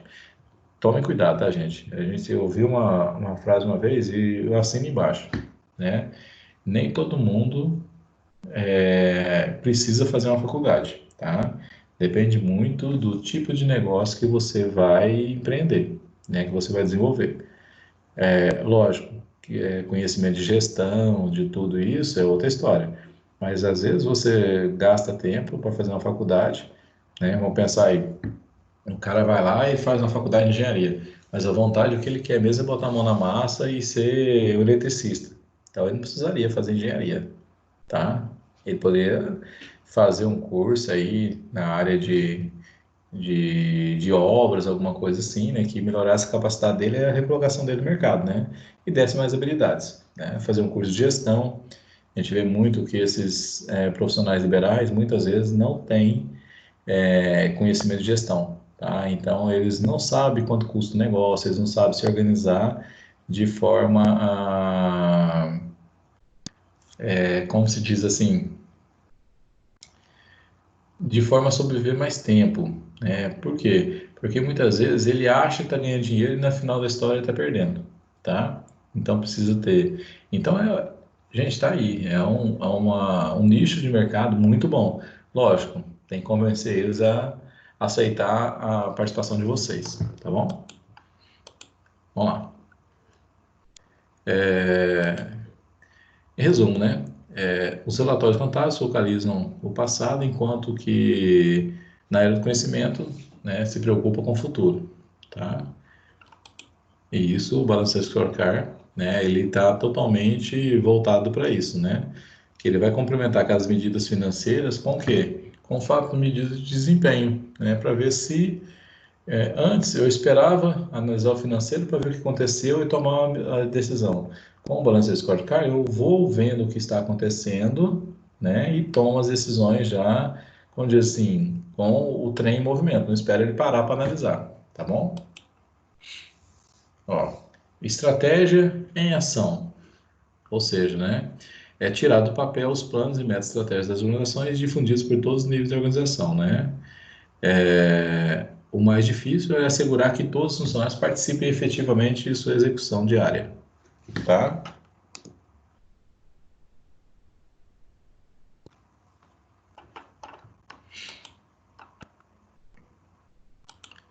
Vamos lá. Umas perspectivas e indicadores que a gente tem aqui bem interessante, né? Dentro do BSC, né, por exemplo, na parte financeira, né, vai refletir as principais consequências econômicas, né, dos planos estratégicos da companhia a curto prazo, né, mas como eu vou analisar isso, né, eu vou lá, vou ver sobre o retorno sobre investimento, lucro por ação, rentabilidade, valor econômico agregado, você entendeu? Com relação à perspectiva de cliente, posso analisar a participação do cliente, retenção, novos clientes, satisfação. Então, tudo isso são indicadores que eu consigo, né, alguns aí eu preciso às vezes até esperar um balanço, né, mas outros eu consigo analisar automaticamente com o tempo, né? Por exemplo, eu acredito que praticamente todos vocês já receberam algum atendimento online, né, de algum serviço que vocês precisaram, seja de sistema, alguma coisa, e ao final, até mesmo de telefônico, né, ao final eles dizem para você responder a pesquisa de satisfação que tem no final, tá? Então eu vou ver se meu cliente está satisfeito, se não está, se indicaria a empresa ou não, você entendeu? E o porquê que eu indicaria ou por que não indicaria. né? Mas toma cuidado, tá? Não vão criar um questionário de 150 perguntas que o seu cliente não vai responder, tá? Tem que ser coisa bem rápida. Você quer saber bastante coisa? Cria um formulário pequeno para responder uma parte agora. Daqui a um tempo você cria outro formulário, né, para responder outra parte. E aí vai. Ou você passa para um cliente um tipo de questionário para outro. Então, aí você faz a mensuração, tá? Mas é importante, tá? Nós não fomos preparados para receber críticas, tá? Então a gente tem que estar aberto a ser analisado de repente com uma nota ruim, né? Nós não estamos preparados. A gente acha que nós somos os melhores, e não somos não, tá? Nós somos muito falhos, erramos demais, né? E erramos mais com uns que com outros, que depende muito do entendimento de cada pessoa, tá? Então preparem-se, tá? Principalmente essas gerações mais novas, né? Que as mães nunca deixou elas, muitos aí não deixou eles sofrer nenhuma decepção, né? Quando tinha um probleminha na escola, que chegava chorando porque a fulaninha não deixou ela brincar com a boneca dela, a mãe ia lá dava 2, 3 bonecas para deixar ela satisfeita, né? Então, boa parte dessa geração aí não aprendeu a ter frustração, tá? Aí a gente vem falar aí hoje em dia que aumento de suicídio jovem, essas coisas, né? Porque boa parte dos pais aí não deixaram os filhos terem frustração quando pequenos. Aí depois, quando chega uma frustração quando grande, eles não sabem como agir, tá bom? Mas nós temos que entender, o nosso negócio, ele não é infalível, tá? Mas se a gente não medir, não mensurar, a gente não vai saber onde a gente está errando, tá bom? Tá? Então, olha lá, o BSC, ó, a estratégia dele, né, o indicador permite localizar problema, definir rumos, prever turbulência, apontar tendência ao futuro e, principalmente, né, entender para onde vai a empresa. Tá? Conjunto de indicadores, né, estabelecimento de metas individuais de equipe, remuneração, alocação de recursos, planejamento e orçamento, feedback e aprendizado estratégico. Estabelecimento de metas individuais e de equipe é muito importante, tá? Eu tenho que casar essas duas. Eu não posso ter só meta individual e nem só meta de equipe. Por quê? Porque quando eu tenho só meta de equipe, tem sempre aquele que vai escorar nos demais, né? Ah, não, o que a galera ganhar, eu ganho também. Beleza. E se eu tiver só uma meta individual, aí a pessoa não vai se preocupar com o próximo. Então, eu tenho que casar as duas coisas. Olha, você vai ser avaliado pelo seu individual e pelo que sua equipe produzir. Quer dizer, se a equipe vai mal, automaticamente vai afetar ele, tá? Agora, se ele vai mal, também afeta a equipe, tá bom? Então, cada um é um jeito de cada um pensar no próximo, ok? Tá? Importância da vinculação das medidas do Balance Scorecard à estratégia organizacional, né? As categorias que vai ser utilizado, que é a que a gente até viu no quadro lá, né? O financeiro, cliente, internos e aprendizado e conhecimento, né? Que é dos funcionários e da própria empresa, tá? Gestão de risco, né? Nesse tópico aqui, a gente vai ver vários tipos de risco que a empresa está sujeita, né? E quando a gente faz essa identificação, eu posso me preparar para evitar que o impacto de um risco desse, se efetuar, né, se acontecer mesmo, se efetivar, que ele seja menor, tá? Como tipo de risco a gente tem, por exemplo, o risco de crédito, de taxa de câmbio, risco de preço, né? Tudo isso é inerente à situação que a empresa vive, né? Então, por exemplo, risco de crédito, eu posso, de repente, estar vendendo para um cliente que ele, de repente, não me paga, entendeu? E se ele tiver uma participação muito grande no meu portfólio, né, de vendas, isso pode gerar um impacto enorme, né, na minha saúde financeira, tá? Na minha liquidez. Imagina, uma empresa que compra 70% da sua produção. Se essa empresa mudar de fornecedor, se essa empresa quebrar, você dificilmente sobrevive, tá? Porque a sua estrutura é para 100%. Mas de repente você vai perder 70% das suas vendas. E aí, como é que faz, né? Tá? Risco de taxa de câmbio, né? Aquelas empresas que estão aí, têm dívidas para pagar principalmente, né? Em dólar, em outra moeda, ou aquelas empresas que dependem da taxa de câmbio para fazer importação ou fazer exportação. Então, se eu vou importar, se o câmbio, se o dólar cai, eu importo mais barato, mas se o dólar sobe, eu importo mais caro. Então é ruim para mim. Já a empresa que vende lá fora, se o dólar sobe, ela ganha mais dinheiro. Se o dólar cai, ela ganha menos dinheiro. Então tem que ter um equilíbrio, tá? E o risco de preço, né? Imagina, de repente, você prepara todo o seu custo para vender um produto por 1,50 e de repente 1,50 você não consegue vender, porque o mercado desenvolveu de uma forma que o máximo que está pagando aquele produto é 1,20, tá? E o seu custo, isso não cobre de repente nem seu custo. Então você tem que repensar isso, tá? Então nós temos que analisar para ver, para não deixar acontecer isso, tá? O risco, né, nada mais é que uma definição financeira, né? A possibilidade de futuros ganhos ou fluxo de caixa líquidos serem menores do que o esperado, tá? Pode ser entendido também como sendo a chance do retorno de investimento ser diferente do que foi esperado. Imagina, você compra a ação em bolsa de valores esperando ganhar, e de repente a bolsa cai. Então, no final da história, de repente você pode perder, tá? E aí, você tá preparado para isso? Tá? Então, você tem que... Como se prepara para isso? Vamos pensar, em bolsa de valores você não investe tudo numa ação só, né? Numa empresa só. Você faz um portfólio de ações variado. Então, quando uma cai, a outra pode cair também, mas cai menos, ou a outra sobe, então uma equilibra com a outra, tá? Agora, se você for arrojado, aí arrisca, tá? Tá? Então, nada mais é que risco para a empresa. O que é um risco, né? Um risco é a possibilidade de algo não dar certo, né? Então, você pode estar aí, não, eu abri uma filial para vender mais, né? Mas eu tenho o risco de não conseguir isso, tá? Quem participou daquela palestra não sei se é Flávio, como é que é o nome dele lá? O dono lá do Gatinhos, né? Que ele fazia o marketing no Mateus, né? Não sei se faz ainda. Ele contando que o Mateus tinha uma loja, né, que era no Timbiras, né? No shopping Timbiras. E resolveu abrir a segunda, que era na Bernardo Sayão. Então, muita gente falou para eles que eles iam canibalizar eles mesmos, ou seja, você vai perder venda para você mesmo, né? Então, não valeria a pena. Mas ele assumiu o risco, né? O pessoal assumiu o risco, abriu essa loja, né?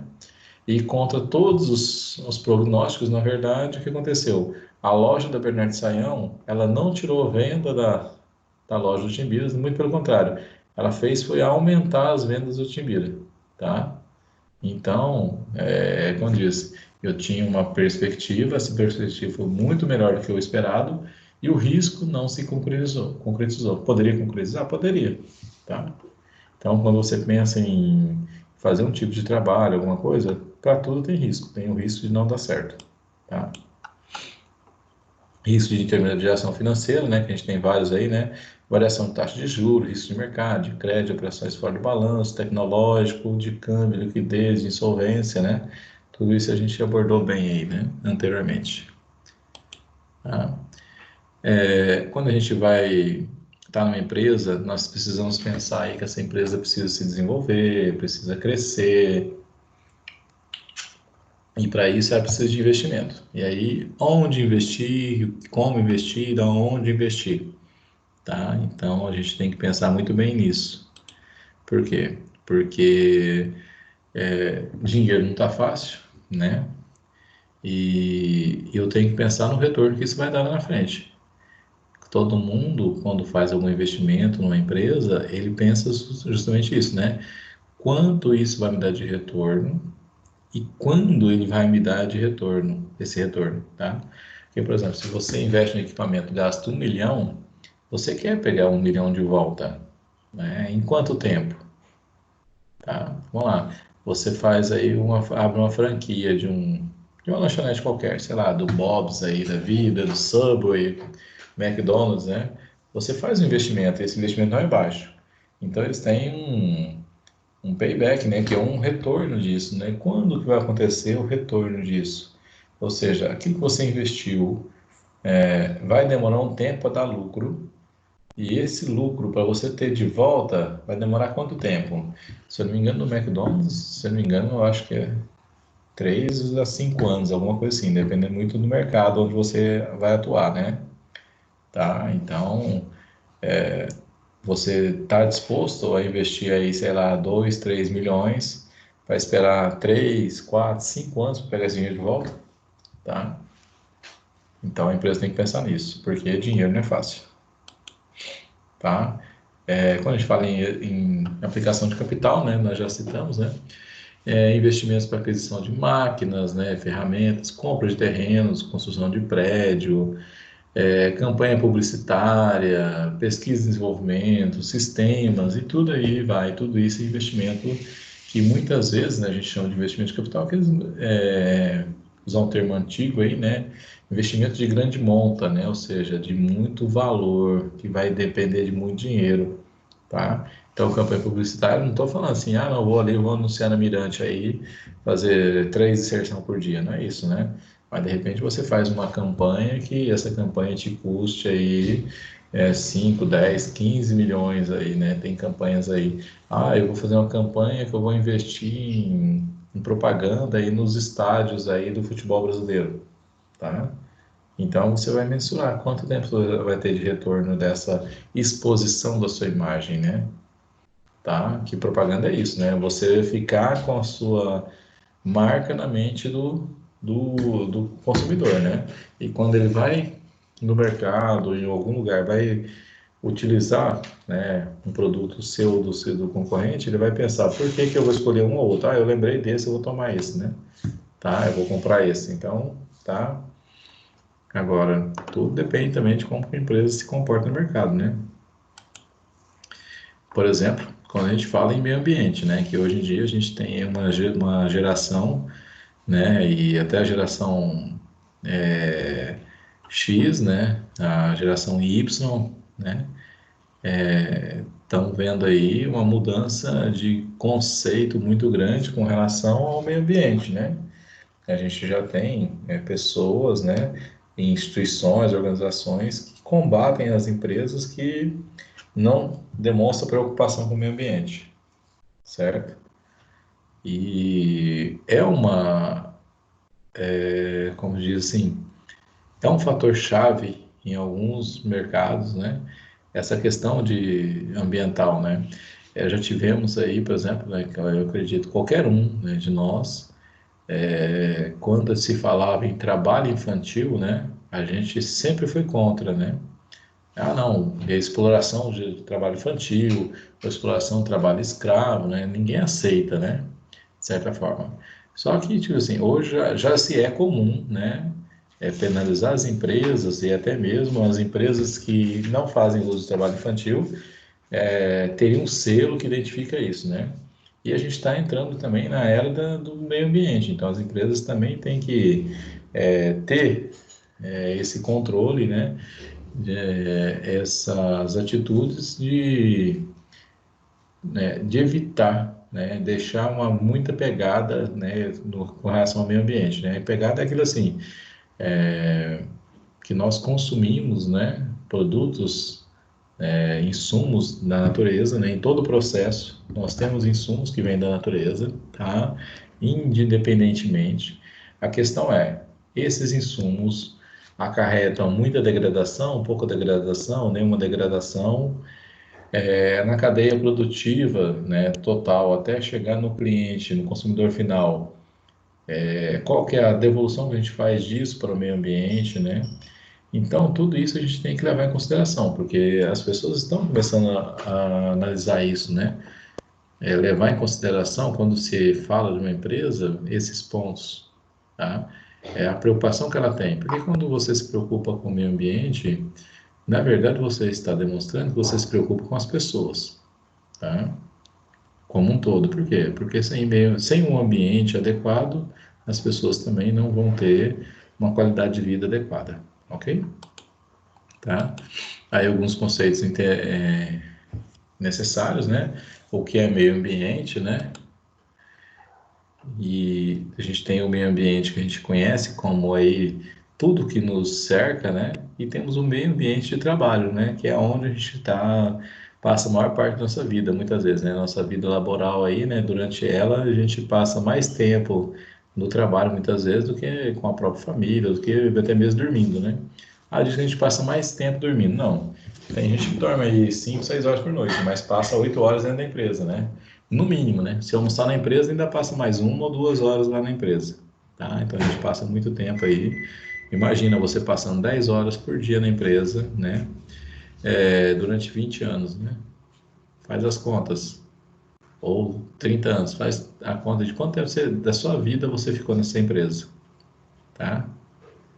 Se você ficar 8 horas, né, por dia, você vai ficar em média aí uns 30, 60, 52, 70.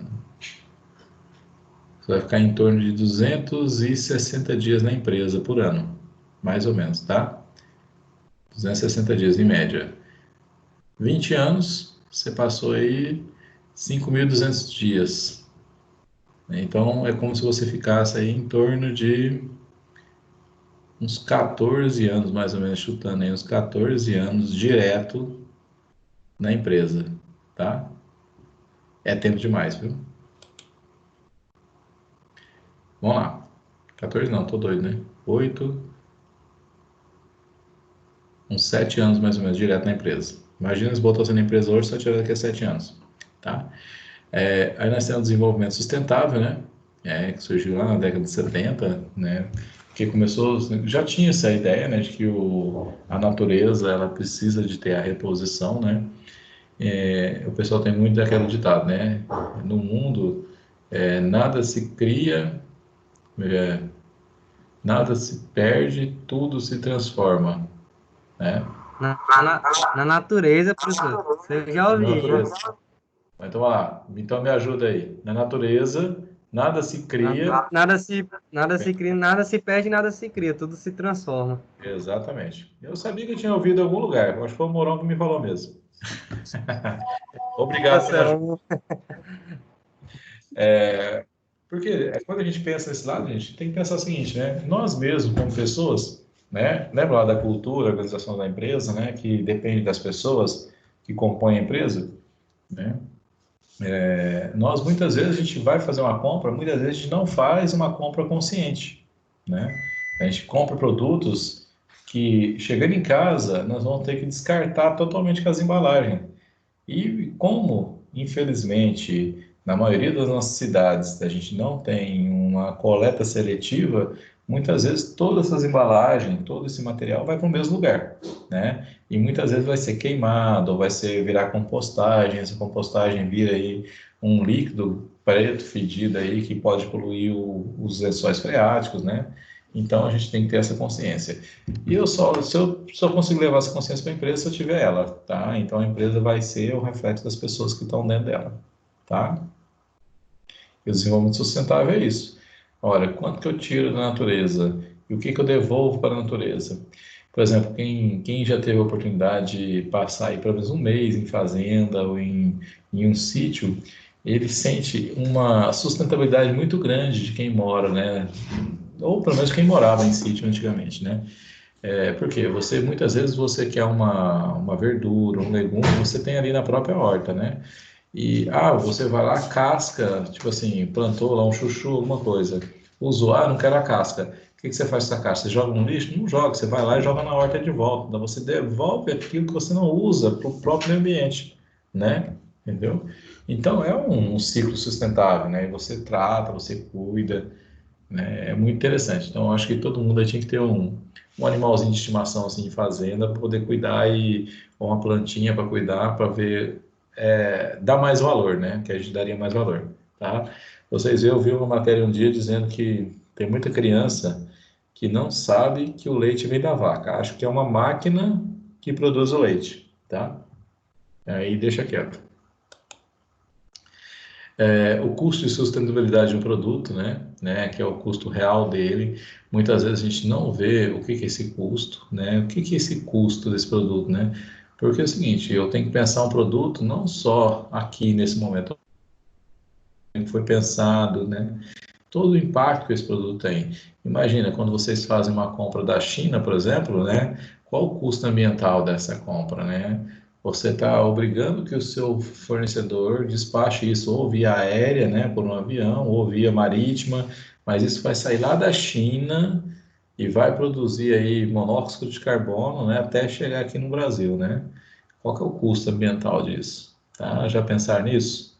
Por isso que eles falam muito das empresas, né? E aí os controles estão nessa, né? Quando você está numa empresa que ela pensa por esse lado ambiental, você tem que levar isso em consideração, é desenvolver o máximo possível de fornecedores locais. Né? Por quê?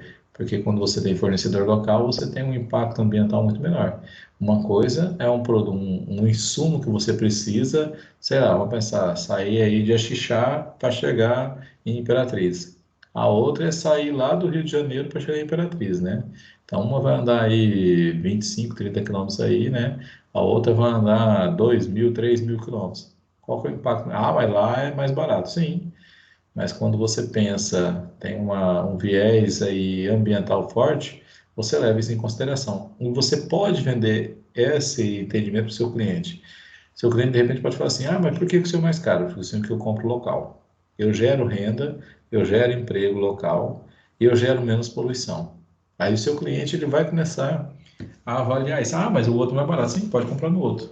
Você está dando dinheiro para um cara do Rio de Janeiro, o cara de Santa Catarina, do Rio Grande do Sul, você não está deixando dinheiro aqui na região, tá? Então, são situações que você pode argumentar com seus clientes, né, quando você está na empresa, tá? Mas você tem que demonstrar que realmente você faz isso, né? Não adianta ser mais do mesmo, tá? Aí a gente tem o RIMA, né, que é o Relatório de Impacto Ambiental.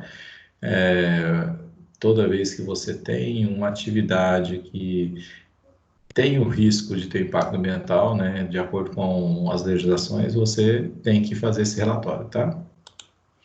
Fatores de poluição, né? A gente tem poluição do ar, poluição do solo, poluição da água, né? E quais são os fatores, né? O principal deles é a queima de combustíveis fósseis, né? A gente tem aí degradação de solo, poluição de água, né? Pelas indústrias, pelo não tratamento e por aí vai, né? Aí vocês são até mais habilitados do que eu, né, nas pesquisas de vocês aí para responder, né? Mas nós temos riscos, né, de desertificação em muitas áreas do mundo, né? Tanto pela falta de chuva, pelo maltrato que a gente tem com o solo, ou em algumas situações a gente tem água, mas água imprópria para consumo, porque foi poluída, tá? Imagina a poluição que você descarta de qualquer forma, essa poluição pode chegar ao lençol freático. Chegando no lençol freático, retorna para nós, né, quando a gente precisar consumir essa água, tá? Aí a gente falou também de controle orçamentário e financeiro, né? Isso é totalmente a cara do controller, né? Tá? Por quê? Porque o controller vai trabalhar com orçamento, né? E o orçamento está vinculado, né, de acordo com o planejamento estratégico da empresa, né? E aí a gente tem o orçamento e o financeiro. O orçamento é aquilo que eu pensei em gastar e o financeiro é aquilo que eu estou gastando. Como estou gastando e de onde estou gastando, tá? O que é planejamento? É pensar, né, no futuro e na forma, nos meios eficazes para alcançá-lo. E o orçamento é transformar isso em dinheiro, né? Em quanto eu vou gastar, como vai ser esse gasto, né? E o financeiro eu vou pensar, da onde que vai vir esse recurso, tá? Então a gente tem que ter essa análise conjunta, né? Não é só pensar o que eu vou fazer, aonde eu quero estar. Eu tenho que pensar como eu vou botar isso em prática, que é dinheiro, de onde que vem esse dinheiro, certo? E os principais benefícios do orçamento, né? Eu dou as responsabilidades de maneira formal. As pessoas são responsáveis pelo seu setor, são responsáveis pelo seu departamento, são responsáveis pela sua unidade, né? Cria-se as expectativas, né, ali. Eu vou avaliar depois se foi cumprido aquilo que se pensou, você entendeu? E se não, por que que aconteceu? O que que estava de errado no planejamento ou no orçamento? O que que foi que não casou aí, né? Tá?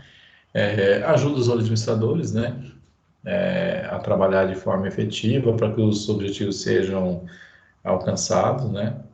É um instrumento de comunicação, porque a gente passa a saber o quanto cada setor vai gastar, como vai gastar, né, e aí se cria-se, por exemplo, pensa o seguinte, você vai à faculdade 20 dias por mês, tá, em média. Aí alguém vai pensar em você, ó, peraí, você precisa de combustível e tal, e de lanche, vamos lá, eu vou pensar em R$ 5 por dia, que você vai gastar aí de merenda. Então, R$ 5 por dia, 20 dias, vou te dar R$ 100 aqui. Não, mas então eu fazer assim, eu vou te dar 90, você vai ter que fazer isso render, tá? Que geralmente acontece. Aí, beleza, você tem lá R$ 90 para gastar 20 dias, né? E vai dar 4,50 por dia, tá? Então, se você, num dia você gasta 6, quer dizer, vai faltar 1,50 para outro dia, tá? E isso é orçamento. Então, você tem um orçamento já estipulado, já planejado, e você tem como gastar ele ali, pensar, né? E vamos pensar que você não recebe o dinheiro do mês inteiro, você vai receber por semana, tá? Que é o que acontece também. Você, além de ter orçamento geral, você vai ter ele por partes. Então, você tem que ter as suas atividades, você tem que se controlar. Imagina, a gente está falando de lanche, né? Ah, não, mas hoje eu não vou comer nada. Hoje eu vou merendar em casa, que eu não preciso gastar na faculdade. Ótimo, tá? E na empresa, dá para você fazer essa jogada? Às vezes, sim. Às vezes você prevê fazer um tipo de gasto que você consegue. Não, e se a gente fizer diferente, a gente vai gastar menos, vamos economizar no orçamento, que sobra para gastar com outra coisa mais necessária, né? Tá? Então, e todo mundo tem que participar. Quando a gente tem orçamento em empresa, assim, todos têm que vestir a camisa, né? Não dá para um pensar e os outros não, né? Se eu não me engano, foi em 90 e alguma coisa aí, 2000 quase, a gente teve a crise de energia elétrica, né? Que a gente teve que fazer racionamento, né? Ficou mais caro, tudo. É a mesma coisa, em casa todo mundo tinha que entrar nessa vibe, porque não dava para um, dois, três fazer economia, enquanto o outro se esbaldava, né? Gastando energia à toa, tá? Então, todos têm que trabalhar em conjunto ali, tá? E sem contar que ele é um instrumento de controle operacional da empresa, ok? Tá? Aí a gente chega no nosso último tópico, né? Que é governança corporativa e disclosure, né?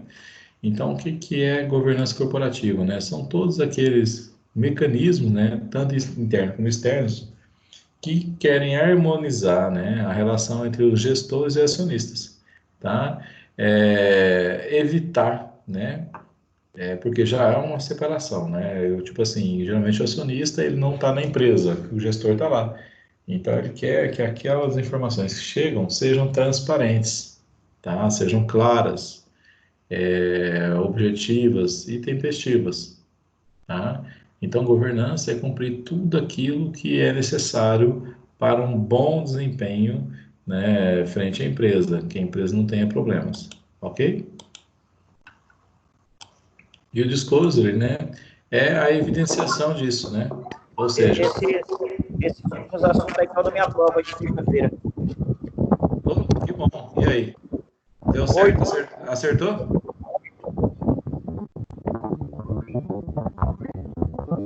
Eu posso acertar o. Vamos lá. Então, gente, disclosure nada mais é que evidenciar isso, né? É divulgação de fatos, de atos, de ações ali que estão sendo feitas, né? Que é quando a gente entrou até nesse assunto, né? As notas explicativas, balanço patrimonial, parecer de auditoria e tudo mais, tá? Então, a gente não é só, eu brinco muito, não matar a cobra e mostrar o pau. Eu tenho que matar a cobra e mostrar a cobra morta, tá? Porque eu tenho que evidenciar o que foi feito, tá? Ou explicar o que está sendo feito, ok? Alguma dúvida, gente? Eu vou ver se eu consigo, de agora até o final de semana, montar algumas questões, né? E aí eu disponibilizo essas questões no portal para vocês, como de repente uma prévia aí do que vai ser a nossa avaliação, tá? Como é que eu consigo um tempinho para isso? Das duas matérias, você põe os tipos de questão de cada um para nós, dessa no sentido de cada um fazer a prova. Aí tá só o Eu não te entendi bem, Raimundo. A matéria de controladoria, você faz 20 questões e tira 10 para a prova. Manda para gente. Tá. Vou ver o que eu consigo fazer disso. Tá? Aí a outra é da mesma forma, a outra matéria também é da mesma forma. Ah, tá bom. Tá bom. Aí não dá nada, aí você tira 10 questões para fazer a prova. Ó, a de ontem, vocês estudam lá bem o que nós demos ontem, que tá baseado nela, viu? Ali o assunto ali é aquelas 10 questões ali, aquela sequência, né? Não vou fugir muito ali, não. Tá? Aquela sequência tá bom, aquela sequência tá boa.